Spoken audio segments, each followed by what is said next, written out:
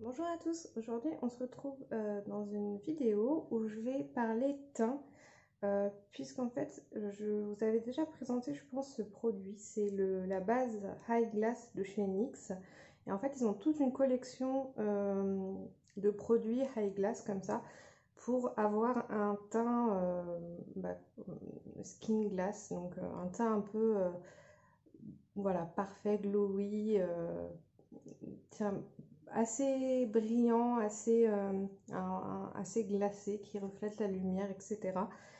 Et donc j'avais acheté cette base-là. J'avais aussi acheté le fond de teint Born to Glow et l'ancienne Born to Glow. Et en fait, je voulais la poudre comme ceci. Donc c'est la poudre High Glass. Donc c'est la poudre de finition. Mais elle était en rupture dans la carnation la plus claire. Et là, je l'ai enfin, mais elle me semble assez foncée quand même. Et en fait, on peut la mettre toute seule. Une fois qu'on a appliqué la base, on peut mettre juste la poudre. Et c'est ce que j'ai envie d'essayer aujourd'hui. Je vais quand même utiliser, je pense, l'anti-cerne Born to Glow parce que je pense que ça va pas cacher mes cernes, tout ça. Donc, alors, la base. Il y avait le petit pinceau patte de chat pour l'appliquer, donc je l'applique avec ça. Donc c'est une base qui est un peu teintée et surtout lumineuse. Donc vous voyez, ça donne vraiment un effet de lumière très intense. Alors forcément, ce genre de teint, ça va plus convenir aux gens qui ont comme moi la peau sèche, puisque si vous avez la peau grasse, bah, vous brillez naturellement et en général vous voulez plutôt matifier votre teint plutôt que de le rendre brillant comme moi. En ce moment je trouve que ma peau elle est pas très belle, mais bon, voilà, c'est tout. Alors je vais quand même mettre un peu d'anti-cerne.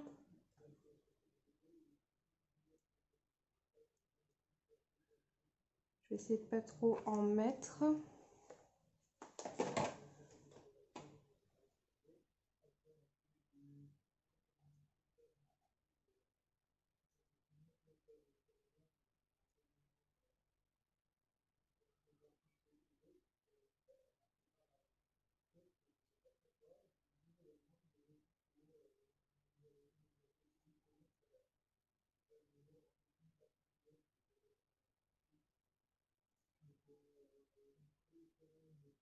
Il est bien cet anti-cerne parce qu'il est hydratant et il est quand même bien couvrant pour un anti-cerne. En général, quand les anti-cernes ils sont hydratants comme ça, ils ont une couvrance qui est plutôt légère, moyenne. Mais lui, il est hydratant et en plus d'être hydratant, il a une bonne couvrance. Hein. Je vais en mettre un peu au niveau des rougeurs de mon nez. C'est souvent mon nez qui me pose problème dans mes make-up, puisque ça a du mal à tenir en général les produits sur mon nez.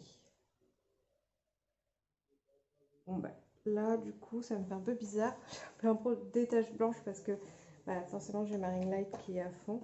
Et donc bah, je vais appliquer la poudre. Pareil avec ils disent de l'appliquer aussi avec ce pinceau là. Mais comme je viens de mettre je vais l'essuyer dans un mouchoir propre. Et puis bah, on va voir ce que ça donne. Ah oui d'accord. En fait c'est un highlighter géant.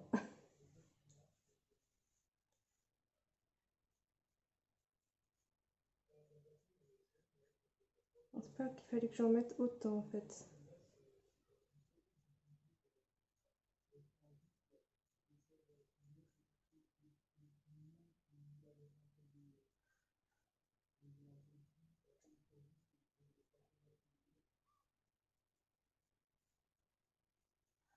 Alors,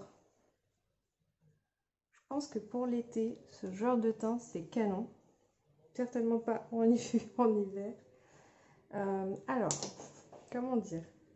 Pour moi, c'est un highlighter en fait. Hein.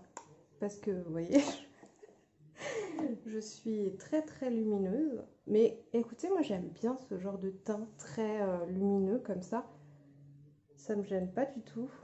Euh, mais là, c'est quand même vraiment bien brillant. Donc, pourquoi pas? C'est une façon de faire son teint aussi. J'ai peut-être été un peu fort sur la poudre parce que j'en ai quand même prélevé beaucoup. Et j'ai pu faire tout mon visage avec ce que j'ai prélevé. Bon, faut vraiment pas avoir une peau à imperfection, je pense. Enfin, après, vous pouvez, hein, c'est pas du tout une interdiction.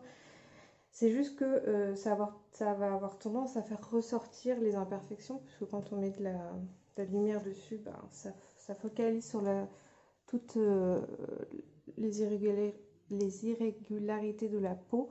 J'ai de la chance d'avoir une peau sans imperfection, même si elle n'est pas très uniforme parce que j'ai des taches, etc. Parce que j'ai pris pendant très longtemps des traitements où il ne fallait pas se mettre au soleil et on ne m'avait pas forcément dit. Bon, je ne me mets pas au soleil, mais enfin, on est toujours un peu au soleil à un moment donné, hein. Et du coup, j'ai quelques taches et j'aime bien en général unifier. C'est étonnant comme type de teint, mais moi j'aime bien. Dites-moi en commentaire si vous aimez bien. Mais j'ai reçu un Milky Gloss. C'est les nouveaux gloss de chez NYX. Donc je vais le tester avec vous. J'ai la teinte Cherry Skimmed. Mmh.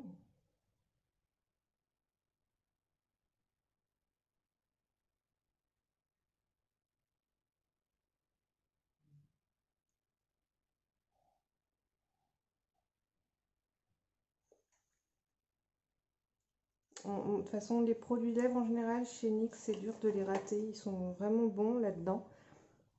Bon, ça reste un gloss. Il a un très joli fini. Après, bon, c'est un gloss, quoi. Je vois pas vraiment de différence avec d'autres gloss. Donc, par contre, ils ont de très jolies couleurs. Ils ont un lilas, ils ont un bleu, un rose pétant. Je pense que c'est plutôt les couleurs qui sont intéressantes puisque sinon ça reste un gloss un peu comme les autres gloss qu'ils ont. Ils ont la même odeur que les autres gloss et le rendu est à peu près similaire. Mais bon, voilà, si vous aimez les gloss, NYX, ils en font des très bons. Bah écoutez, voilà, la vidéo est terminée. Je voulais vraiment tester la poudre. Dites-moi en commentaire si vous aimez ce type de teint, les teints très skin glass ou si vous préférez les teints mat.